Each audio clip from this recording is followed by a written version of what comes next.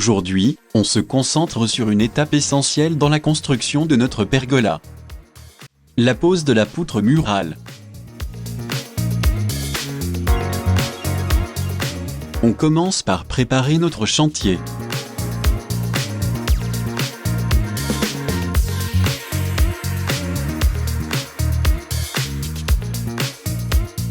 Ici, nous avons 2 poutres murales, elles sont prêtes, coupées aux bonnes dimensions et soigneusement traitées par notre assistante. Première étape, repérer l'emplacement des poutres. Pour plus de précision, on utilise un laser. En s'alignant sur l'un des supports de poteau, on trace une ligne verticale, puis une ligne horizontale pour indiquer la hauteur exacte des poutres. Cela nous permet de marquer précisément les extrémités, en respectant les mesures du plan.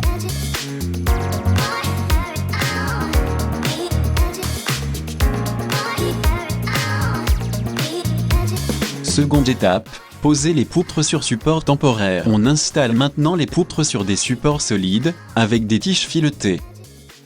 Le diamètre des trous dépend de la structure des murs. Dans notre cas, on utilise des tiges de 12 mm de diamètre et 15 cm de long, adaptées à la pierre. On perce alors 4 trous, juste en dessous de notre ligne horizontale, 2 pour chaque poutre, à environ 60 cm des extrémités.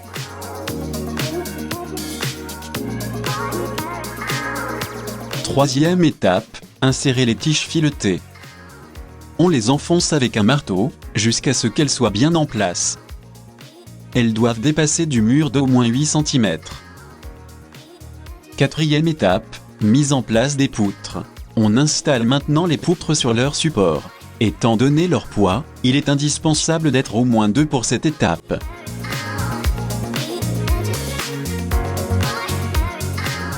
Mieux vaut faire les ajustements maintenant, cela vous évitera bien des complications par la suite. Cinquième étape, fixation définitive.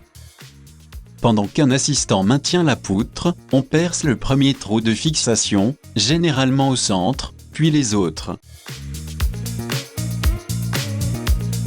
On utilise soit des goujons d'ancrage de 12 mm, soit des tiges filetées avec scellement chimique, selon la structure du mur porteur comme précédemment. On répète ensuite exactement la même opération pour la seconde poutre. Quand tout est bien fixé, on peut choisir de laisser les tiges de support en place, elles restent discrètes. Mais si vous souhaitez une finition plus nette, vous pouvez les couper à la meuleuse. Et pour un rendu vraiment propre et esthétique, vous pouvez ajouter de petits caches sur les trous des fixations, comme ici, en forme de losange. Dans la prochaine vidéo, on s'occupera de l'implantation des poteaux. N'oubliez pas de vous abonner pour ne rien manquer. Et merci pour votre soutien.